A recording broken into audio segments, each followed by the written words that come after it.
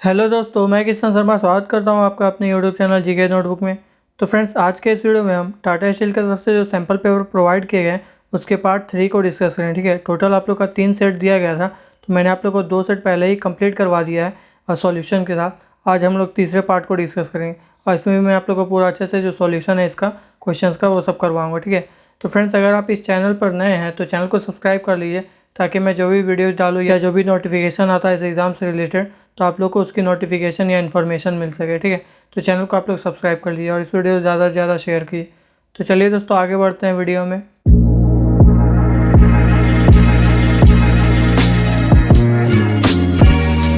तो दोस्तों, जैसा कि आप स्क्रीन के ऊपर देख सकते हैं कि आप लोग का सैम्पल पेपर है पार्ट 3 है। ठीक है, तो सबसे पहले हम लोग मैथ्स के क्वेश्चन को सॉल्व करते हैं। तो पहला क्वेश्चन है, the product of two different irrational number is always. Irrational या रेशनल क्या होता है? हिंदी में इसको बोलते हैं परिमेय संख्या। ठीक है, इरेशनल यानी कि अपरिमेय संख्या और रेशनल यानी कि परिमेय संख्या। तो आप लोग को मैं हिंदी और इंग्लिश दोनों में एक्सप्लेन कर दूंगा। ठीक है, क्योंकि बहुत स्टूडेंट होते हैं जिनको हिंदी में समझना रहता है, हिंदी में क्वेश्चन नहीं दिया गया, तो मैं आप लोग को पूरा अच्छा से हिंदी में भी समझा दूंगा। ठीक है, तो आप लोग बस पूरा वीडियो को देखिए। तो इसमें आप लोग को पूछ रहा है कि दी प्रोडक्ट ऑफ, प्रोडक्ट यानी कि मल्टीप्लाई, जो गुना करते हैं, टू डिफरेंट इरेशनल नंबर यानी कि दो अपरिमेय संख्याओं का गुणनफल जो होगा वो क्या होगा। तो इसका राइट आंसर हो जाएगा हम लोग का option number C, all of the above. कैसे होगा? जैसे देखिए, हम लोग मान लीजिए कि अगर हम लोग डिफरेंट इरेशनल नंबर देते हैं, पहला ले लेते हैं √3। ठीक है, √3 हम लोग का अपरिमेय संख्या है, तो √3 मल्टीप्लाई √3 ले लेते हैं, तो ये क्या हो जाएगा? 3 आ जाएगा। सॉल्व करेंगे तो 3 क्या है? हम लोग का रैशनल नंबर है। ठीक है, लेकिन अगर हम लोग √3 मल्टीप्लाई √2 करेंगे, दोनों हम लोग का इरेशनल नंबर है, तो हम लोग क्या आएगा? √6 आएगा, जो कि एक इरेशनल नंबर है, अपरिमेय संख्या है। तो हम लोग का आंसर क्या हो जाएगा कि रैशनल भी हो सकता है, इरेशनल भी हो सकता है। तो इस हिसाब से हम लोग का राइट आंसर है option number C, all of the above. अगला क्वेश्चन है, if 1 0 of quadratic polynomial x² + 3x + k is 2, then the value of k। तो k का वैल्यू यहाँ पे पूछ रहा है, तो क्या करेंगे हम लोग? सिंपली यहाँ पे x² + 3x + k = 0 ले लेंगे और यहाँ पे हम लोग जो x का वैल्यू उसको 2 रख देंगे। ठीक है, क्योंकि हम लोग का एक जो यहाँ पे 0 है वो हम लोग को बोला है कि 2 है। ठीक है, 1 0 ऑफ द क्वाड्रेटिक, तो यहाँ पे हम लोग 2 रख देंगे। तो इसको सॉल्व करेंगे हम लोग, तो क्या हो जाएगा? x² है तो क्या हो जाएगा? 2 का स्क्वायर 4 हो जाएगा, प्लस 3x, तो यानी कि यहाँ 6 हो जाएगा, प्लस k = 0। तो यहाँ से हम लोग k का वैल्यू निकालेंगे तो -10 आ जाएगा। ठीक है, तो राइट आंसर हो जाएगा ऑप्शन नंबर बी, -10। सिंपली हम लोग यहाँ पे x का वैल्यू 2 पुट कर देंगे तो हम लोग का आंसर है ऑप्शन नंबर बी, -10।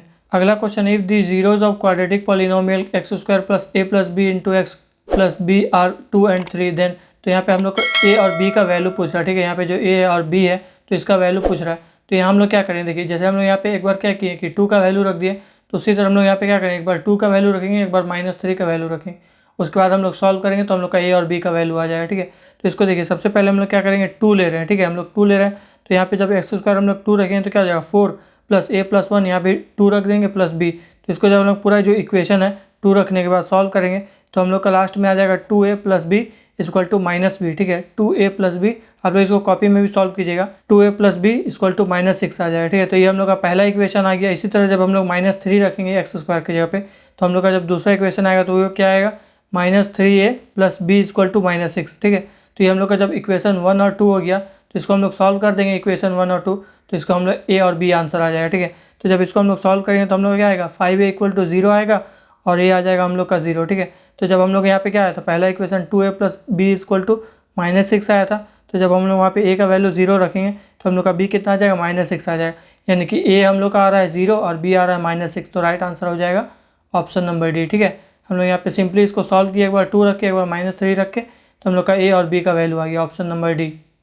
अगला क्वेश्चन है, graphically the pair of equation दिया हुआ है यहाँ पे 7x - y = 5, 21x - 3y = 10। तो ये क्या करे? यहाँ पे इंटरसेक्टिंग दी पॉइंट, यानी कि हम लोग को यहाँ पे नेचर पूछ रहा है। ठीक है, कंडीशन जो है पैरेलल होगा, कोइंसिडेंट होगा, या फिर परपेंडिकुलर भी आता ऑप्शन में, यहाँ पे नहीं है।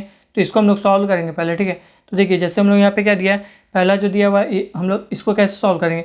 a1/a2 = b1/b2 वाला जो हम लोग का फॉर्मूला लगता है, जो कंडीशन बनता है, उसको हम लोग यहाँ पे इंप्लीमेंट करेंगे। ठीक है, तो देखिए, सबसे पहले क्या हो जाएगा हम लोग का a1/a2, तो a क्या है हम लोग का? a1 यहाँ पे 7 है और a2 है 21, यानी कि 7/21 = हम लोग का क्या होगा? b1/b2, तो b1 क्या है? -1 और b2 क्या है? -3 = कितना आ जाएगा? -1/-3, तो माइनस माइनस कट गया, यानी कि हम लोग का 7/21 = 1/3, और उसके बाद क्या हम लोग का यहाँ पे 5/10 हो जाएगा। ठीक है, क्योंकि हम लोग का C1 है 5 और C2 है 10, तो यहाँ पे कितना हो जाएगा? 5/10, यानी कि 1/2। तो हम लोग का फाइनल इक्वेशन क्या बन गया? 1/3 = 1/3 इज़ नॉट इक्वल टू 1/2, यानी कि हम लोग का यहाँ पे जो कंडीशन बन रहा है a1/a2 equal to B1 by B2 is not equal to C1 by C2।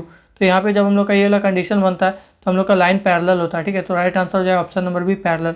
Simply हम लोग इसको A1 by A2 equal to B1 by B2 is not equal to C1 by C2 में लगा दिए तो हम लोग का आंसर आ जाएगा। जब ये वाला कंडीशन आएगा कि B1 by B2 is not equal to C1 by C2 तो हम लोग का राइट आंसर हो जाता है पैरेलल, ठीक है। लाइन जो है पैरेलल होता है, तो right answer option number B, parallel. अगला क्वेश्चन है n-1 term of N AP। यहाँ पे हम लोग को a दिया हुआ है और d दिया हुआ है, तो इससे हम लोग सॉल्व करेंगे। an निकालेंगे तो कितना आ जाएगा 7 प्लस n-1 इंटू d कितना है 5 निकल के आया, तो 7 प्लस 5n-5, तो इसको हम लोग an निकालेंगे तो क्या आ जाएगा 5n प्लस 2। तो राइट आंसर हो जाएगा ऑप्शन नंबर ए, ठीक है। तो चलिए दोस्तों हम लोग फिजिक्स के क्वेश्चन को सॉल्व करते हैं। Fuse wire repeatedly gets burn when used with a good heater, it is advise to use a fuse wire of. तो इसमें बोल रहा है कि एक तो फ्यूज़ वायर है, ठीक है, वो बार बार जो है वो बर्न कर जा रहा है, जल जा रहा है। तो इसके लिए हम लोग को क्या करना चाहिए, तो हम लोग को जो ज़्यादा रेडियस वाला वायर है उसको यूज़ करना चाहिए, ठीक है। जो ज़्यादा थिक, ज़्यादा मोटा रहेगा वायर उसको हम लोग यूज़ करेंगे, तो वो क्या करेगा, ज़्यादा हीट को मतलब सर्वाइव कर पाएगा, तो उससे वजह से ये जो बर्न हो जा रहा है फ्यूज़ वो नहीं होगा। तो हम लोग का right answer option number D, more radius वाला वायर को यूज़ करेंगे। अगला question, if the current I through a resistor of increase by 100% the increase in power. तो पावर का फॉर्मूला क्या होता है, P equal to I square R होता है, ठीक है। तो हम लोग को क्या बोल रहा है कि जो रेजिस्टेंस है उसको हम लोग 100% से बढ़ा दिए, तो दो कंडीशन बन रहा है। तो पहला कंडीशन क्या है, P1 equal to I1 square are हो जाएगा, ये पहला कंडीशन है। दूसरा कंडीशन में बोल रहा है कि 100% बढ़ा दिए, तो P2 क्या हो जाएगा हम लोग का 2I होल स्क्वायर आर हो जाएगा, ठीक है, क्योंकि हम लोग I को बढ़ा दिए 100%, तो क्या हो जाएगा 2I हो जाएगा। तब हम लोग का जो P2 निकल के आया कितना है 4I स्क्वायर आर आया। तो हम लोग का पहले क्या था, P1 जो था I स्क्वायर आर था और P2 जो है हम लोग का 4I स्क्वायर आर है। तो हम लोग का इंक्रीज़ कितना हुआ 300% का, ठीक है। तो राइट आंसर है ऑप्शन नंबर सी। हम लोग का पहले जो था I स्क्वायर आर था और हम लोग का जो P2 आया 4I स्क्वायर आर आ गया, ठीक है, यानी कि हम लोग का इंक्रीज़ हो गया 300%। तो राइट आंसर हो जाएगा ऑप्शन नंबर सी। अगला क्वेश्चन है, an object at a distance of 30 centimetre from a concave mirror gets its image at same point. यानी कि हम लोग कनकेव मिरर यानी कि अवतल दर्पण का बोल रहा है। हम लोग का ऑब्जेक्ट का डिस्टेंस दिया हुआ है 30 सेंटीमीटर और बोल रहा है कि इमेज का डिस्टेंस भी है वो भी सेम है, यानी कि 30 सेंटीमीटर ही। तो फोकल लेंथ निकालना, तो फोकल लेंथ के लिए फार्मूला क्या होता है, हम लोग का जो मिरर फार्मूला है कनकेव मिरर यानी कि अवतल दर्पण का, 1/f equal to 1/u plus 1/v। तो 1/f निकालना है, 1/f इक्वल टू कितना हो जाएगा 1/30 प्लस 1/30, क्योंकि हम लोग का जो u है और v है दोनों 30 है, तो ये कितना हो जाएगा 1/f इक्वल टू 2/30 और यानी कि हम लोग का f निकल के आ जाएगा 15 सेंटीमीटर प्लस में। तो राइट आंसर जो option number B plus 15 centimetre, ठीक है। सिंपली हम लोग को 1/f equal to 1/u plus 1/v वाला फार्मूला लगा दिए, तो हम लोग का आंसर आ गया बी प्लस 15 सेंटीमीटर। अगला क्वेश्चन है, man goes to Mumbai from Pune at a speed of 4 kilometre and return to Pune at a speed of 6 kilometre. तो यहाँ पे हम लोग का एवरेज स्पीड पूछ रहा है। तो एवरेज स्पीड के लिए आप लोग को सिंपली फार्मूला बता देता हूँ, 2xy divided by x plus y. जब हम लोग को सेम डिस्टेंस ट्रैवल करना रहेगा, ठीक है, ये वाला चीज़ आप लोग ध्यान दीजिए। जब हम लोग का डिस्टेंस सेम रहेगा, यहाँ पे क्या हो रहा है, मुंबई से पुणे जा रहा है, फिर पुणे से मुंबई आ रहे हैं, यानी कि जो डिस्टेंस है सेम है, तो वहाँ पे हम लोग ये वाला फार्मूला लगाएंगे 2xy divided by x plus y. तो यहाँ क्या 2 और मल्टीप्लाई 4 मल्टीप्लाई 6, तो कितना हो जाएगा ये 6 चौक 24 48 हो जाएगा, 48 divided by x plus y, तो कितना हो जाएगा 10 हो जाएगा, यानी कि 4.8 हम लोग का राइट आंसर है option number B 4.8 kilometre per hour, ठीक है। सिंपली हम लोग फार्मूला लगा दिए 2xy divided by x plus y, तो राइट आंसर हो गया option number B 4.8 kilometre per hour. अब इसी तरह क्वेश्चन दोस्तों आप लोग का 5 नंबर में भी पूछा गया कि Rohit cover 1/4 of the total distance 20 kilometre per our, फिर आगे 1/4 है 10 किलोमीटर पर आवर, जो रेस्ट बचा आप लोग का वो 80 किलोमीटर।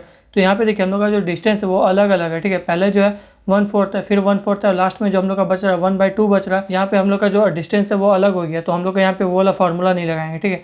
तो इसको देखिए हम लोग कैसे सॉल्व करेंगे। सिंपली हम लोग का जो एवरेज स्पीड का फार्मूला होता है वो होता है total distance divided by total time taken, ठीक है। तो यहाँ पे हम लोग का देखिए क्या होगा, सबसे पहले हम लोग मान लेते हैं कि टोटल डिस्टेंस जो हम लोग का क्या है डी है, ठीक है। उसके बाद हम लोग क्या बोल रहा है कि जो 20 किलोमीटर से जा रहा है वो 1/4 से जा रहा है, यानी कि ये जो पहला जो डिस्टेंस ट्रेवल कर रहा है d/4 कर रहा है 20 किलोमीटर से, ठीक है। फिर जो d/4 है वो 10 किलोमीटर से जा रहा है और लास्ट में जो हम लोग का d/2 बचेगा, ठीक है। जब हम लोग d/4 प्लस d/4 करेंगे और इसको d से माइनस करेंगे, यानी कि ओरिजिनल डिस्टेंस है, तो हम लोग का d/2 आएगा और d/2 को 80 किलोमीटर पर आवर की स्पीड से कंप्लीट कर रहा है। तो हम लोग का जो तीनों डिस्टेंस आ गया d/4 and d/4 and d/2 आ गया, ठीक है। तीन तो डिस्टेंस आ गया, हम लोग का डिस्टेंस तो आ गया। अब हम लोग यहाँ पे टाइम निकालेंगे, ठीक है। तो d/4 है और इसका स्पीड कितना है 20 है, तो d/4 डिवाइडेड बाई 20, तो इसको सॉल्व करेंगे तो कितना आ जाएगा d/80 आ जाएगा। इसी तरह जो यहाँ पे d/4 है उसको डिवाइड करेंगे 10 से, क्योंकि हम लोग का जो टाइम होता है क्या होता है डिस्टेंस बाय स्पीड होता है, तो स्पीड दिया हुआ है सबका, तो d/4 डिवाइडेड बाई 10 करेंगे तो कितना आ जाएगा, d/40 आ जाएगा। उसी तरह फिर हम लोग यहाँ पे क्या करेंगे, d/2 है, d/2 डिवाइडेड बाई 80 करेंगे तो कितना आ जाएगा, हम लोग यहाँ पे d/160 आ जाएगा। तो इसके बाद जब दोस्तों हम लोग सॉल्व करेंगे तो हम लोग का टोटल कितना आ जाएगा, जो टाइम है वो 7d/160 आ जाएगा। ठीक है, इसको सॉल्व कीजिए आप लोग, 7d/160 आ जाएगा। तो अब हम लोग सिंपली एवरेज स्पीड का फॉर्मूला लगा देंगे, total distance by total time. तो हम लोग का टोटल डिस्टेंस था d, टोटल टाइम हम लोग आया 7d/160। तो सॉल्व करेंगे तो 160/7 आएगा, इक्वल टू आ जाएगा 22.85। ठीक है, तो राइट आंसर हो जाएगा ऑप्शन नंबर ए। सिंपली दोस्तों इसको हम लोग फॉर्मूला लगाए हैं, average speed equal to total distance divided by total time. तो टोटल डिस्टेंस हम लोग का d है और टोटल टाइम हम लोग निकाल दिए 7d/160। तो हम लोग का राइट आंसर आ गया option number A, 22.85 kilometre per our.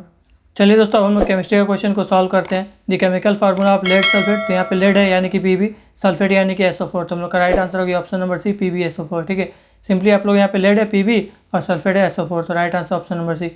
अगला क्वेश्चन है substance added to food containing fats and oil is called, तो इसको हम लोग क्या बोलते हैं, एंटीऑक्सीडेंट बोलते हैं। ठीक है, ऑक्सीडेशन नहीं होने के लिए हम लोग एंटीऑक्सीडेंट डालते हैं, यानी कि हम लोग का जो ऑक्सीकरण होता है हिंदी में उसको नहीं होने देना है, इसलिए उसके लिए एंटीऑक्सीडेंट डालेंगे। तो राइट आंसर है ऑप्शन नंबर डी। अगला क्वेश्चन Na2CO3.10H2 एक इसका फॉर्मूला है, आप लोग का वॉशिंग सोडा का फॉर्मूला है, ऑप्शन नंबर ए। ठीक है, धोवन सोडा बोलते हैं हिंदी में, तो उसी का फॉर्मूला है Na2CO3.10H2। अगला क्वेश्चन है at what temperature is gypsum heated for plaster of Paris, तो ये 100 डिग्री सेल्सियस होता है। ठीक है, तो right answer option number B. 100 degree पे जब हम गर्म करते हैं प्लास्टर ऑफ पेरिस को तो ये जिप्सम में फॉर्म हो जाता है। ठीक है, तो इसका राइट आंसर है option number B, 100 degree Celsius. अगला क्वेश्चन है galvanisation is a method protecting iron from rusting by coating with thin layer. तो यहाँ पे आप लोग क्वेश्चन में थोड़ा ऑप्शन में गलती किया है। देखिए आप लोग का बी और सी दोनों में एल्युमिनियम दे दिया है, जबकि गैल्वेनाइजिंग होता है तो आप लोग का जिंक आता है। ठीक है, तो यहाँ पे आप लोग का किसी एक में भी आप लोग जिंक को मान लीजिए, इसका राइट आंसर आ जाएगा गैल्वेनाइजिंग जो होता है ये आप लोग का जिंक से रिलेटेड होता है। ठीक है, जिंक का कोटिंग किया जाता है, तो राइट आंसर होगा इसका हम लोग का जिंक। तो चलिए दोस्तों अब हम लोग इंग्लिश के क्वेश्चन को सॉल्व करते हैं। तो पहला हम लोग को पूछा है लुमिनस का ऑपोजिट, तो लुमिनस क्या होता है, बहुत ज़्यादा ब्राइट टाइप का। ठीक है, चमकीला टाइप का। यहाँ पे ऑप्शन नंबर ए है डिम, डिम यानी कि बहुत धुंधला टाइप का। ठीक है, जो थोड़ा अंधेरा टाइप का रहता है, तो राइट आंसर हो जाएगा ऑप्शन नंबर ए, लुमिनस का अपोजिट हो जाएगा डिम। अगला क्वेश्चन जो डेलीगेट है, तो इसका हम लोग को क्लोजेस्ट यानी कि सिनोनियम्स पूछ रहा है। तो डेलीगेट का मतलब क्या होता है, कहीं पे प्रतिनिधि जैसा काम करना। ठीक है, कहीं पे कोई जो रिप्रेजेंट करता है तो उसी को बोलते हैं डेलीगेट। तो यहाँ पे हम लोग को देखिए ऑप्शन नंबर बी में मिल रहा है रिप्रेजेंटेटिव, तो हम लोग का राइट आंसर हो जाएगा ऑप्शन नंबर बी, डेलीगेट का सिनोनिम्स है रिप्रेजेंटेटिव। अगला क्वेश्चन है some debut earlier this year have dash much stronger with company ABC for example doubling in price on its first day of trade. तो यहाँ पे हम लोग को बोल रहा है कि जो देखिए सम डेब्यूज अर्लियर यानी कि हम लोग ये पास्ट टेंस पे बोल रहा है। ठीक है, पास्ट टेंस में देखिए हम लोग का हैव के साथ क्या लगेगा, बीन लगेगा। पास्ट परफेक्ट है तो यहाँ पे हम लोग का हैव के साथ बीन लगेगा। ठीक है, ये सब आप लोग का टेंस में आता है। ठीक है, फिल इन द ब्लैंक्स भरने आता ही है एग्जाम में, तो इसलिए आप लोग का यहाँ सैम्पल पेपर में दिया। अगला question it takes me ages to find a space dash park my car, यानी कि space to park my car. तो हम लोग का राइट आंसर है ऑप्शन नंबर सी, पार्क करना कोई भी हम लोग का कार जो है, तो space to park my car, कोई जगह चाहिए उसको, तो right answer option number C आप लोग का प्रीपोजिशन है। ठीक है, अगला question there has been a fall dash, तो यहाँ पे हम लोग का जो प्राइजेस है उसमें हम लोग का क्या हो गया, कमी आ गया। तो हम लोग का right answer option number D, there has been a fall in prices. ठीक है, प्राइस में कमी आ गया, तो right answer option number D. तो ये आप लोग का दोनों प्रीपोजिशन था, तो आप लोग प्रीपोजिशन को अच्छे से पढ़ लीजिएगा। कोई भी आपके ग्रामर का बुक होगा तो उससे आप लोग क्वेश्चन पूछा जाता है, टेंस और प्रीपोजिशन। ठीक है, कंजक्शन से भी पूछा जाता है, तो उससे भी आप लोग पढ़ लीजिएगा, उसका भी आप लोगों को फिल इन द ब्लैंक्स पूछा जाएगा। तो चलिए दोस्तों अब हम लोग जीके क्वेश्चन को सॉल्व करते हैं। पहला question who among the following is not a recipient of Dada Saheb Phalke award, तो इसमें से किसको जो दादा साहब फाल्के अवार्ड नहीं दिया है। राइट आंसर ऑप्शन नंबर है रामानंद सागर, रामानंद सागर जी को ही दादा साहब फाल्के अवार्ड नहीं दिया। और दोस्तों ये जो रामानंद सागर आप लोग क्वेश्चन पूछा जा सकता है, अभी जो रामायण और महाभारत बहुत फेमस हो रहा है तो उसका जो डायरेक्टर है इन्होंने ही बनाया। ठीक है, जो महाभारत और रामायण है तो ये आप लोग का रामानंद सागर द्वारा ही बनाया गया है, तो ये भी आप लोग ध्यान दीजिए। अगला क्वेश्चन है discover a great place to eat around, ये आप लोग किसका टैगलाइन है, तो ये आप लोग का जोमेटो का है। ठीक है, तो देखिए जैसे हम लोग जो भी फेमस कंपनी सब है छोटा मोटा, जैसे स्विगी है या फिर जोमेटो है, इसके पहले भी लेज उसका पूछा गया था आप लोग का, तो उसका भी आप लोग टैगलाइन सब थोड़ा सा पढ़ लीजिएगा। ठीक है, पूछ रहा है बट एग्जाम में पता नहीं पूछेगा कि नहीं, बट आप लोग एक बार रिस्क नहीं लीजिएगा, इसको पढ़ लीजिएगा। पुलित्जर प्राइज जो है आप लोग किससे रिलेटेड है, तो आप लोग का जर्नलिज्म से है। ठीक है, इससे पहले आप लोग का पूछा गया था कलिंगा अवार्ड किससे रिलेटेड है, तो ये आप लोग का साइंस से रिलेटेड था, तो इससे आप लोग का जो पुलित्जर अवार्ड ये आप लोग का जर्नलिज्म से है। अगला question which of the following river is known as Dakshin Ganga, तो दक्षिण गंगा किसको बोलते हैं, ये गोदावरी नदी को बोलते हैं। ठीक है, ये आप लोग का साउथ में बहता है ये नदी गोदावरी, इसीलिए आप लोग को यहाँ पे दक्षिण गंगा बोला जाता है। अगला question who among the Indian freedom fighters has served a Tata steel worker union president, तो राइट आंसर है आप लोग का नेताजी सुभाष चंद्र बोस। ये आप लोग का हिस्ट्री से भी और टाटा स्टील से भी रिलेटेड क्वेश्चन हो गया। ठीक है, जो नेताजी सुभाष चंद्र बोस थे इन्होंने आज़ादी के टाइम पे टाटा स्टील वर्कर यूनियन में प्रेसिडेंट का काम किया था। तो इसका right answer option number D, Netaji Subhash Chandra Bose. तो दोस्तों आज के इस वीडियो में इतना ही। आई होप मैंने आप लोगों को जो तीनों सैम्पल पेपर कंप्लीट करवाया आप लोग को क्लियर हो गया हो, ठीक है। उसके बाद भी अगर आप लोगों को डाउट रहेगा तो आप लोग कमेंट बॉक्स में पूछिएगा। और आप लोगों ने तीनों सैम्पल पेपर अगर नहीं देखा है, उसका सॉल्यूशन नहीं देखा है, तो आप लोग देख लीजिएगा, ठीक है, ताकि आप लोग को एग्जाम में थोड़ा सा हेल्प हो जाए कि किस तरह का क्वेश्चन पेपर पूछा जाता है, ठीक है। और आप लोग एक चीज़ ध्यान दीजिएगा, आप लोग तीनों सैम्पल पेपर जब देखिएगा तो आप लोग को मैथ्स में सबसे ज़्यादा क्वेश्चन आप लोग को पॉलिनोमियल से ही मिलेगा। तो पॉलिनोमियल आप लोग पढ़ लीजिएगा अच्छा से, कोई कहीं से भी क्वेश्चन पूछा जाए तो आप लोगों का छूटना नहीं चाहिए। ऐसा नहीं है कि पूरा एग्जाम में आप लोग को वही पूछा जाएगा, एक दो क्वेश्चन पूछा ही जाएगा पॉलिनोमियल से ही, बट आप लोग उसको भी पढ़ लीजिएगा। इसी तरह आप लोग फिजिक्स में भी जो न्यूमेरिकल क्वेश्चन है उसको भी आप लोग पढ़ लीजिएगा बुक से, ठीक है। जो भी आप लोग का फॉर्मूलाज है 9th-10th लेवल का जो क्वेश्चन सब है उसका फॉर्मूला सब याद कर लीजिएगा। जो भी NCERT के या कोई भी बुक में आप लोग का प्रैक्टिस सेट रहेगा न्यूमेरिकल बेस्ड फिजिक्स का, उसको भी प्रैक्टिस कर लीजिएगा। और केमिस्ट्री में आप लोग का ज़्यादा क्वेश्चन जो है रिएक्शन, केमिकल रिएक्शन सबसे पूछा गया था, ठीक है। और जो केमिकल नेम सब है वो सब भी पूछा गया था, तो उसको भी आप लोग पढ़ लीजिए। तो चलिए दोस्तों, मिलते हैं हम लोग नेक्स्ट वीडियो में। तब तक के लिए thank you and God bless you all.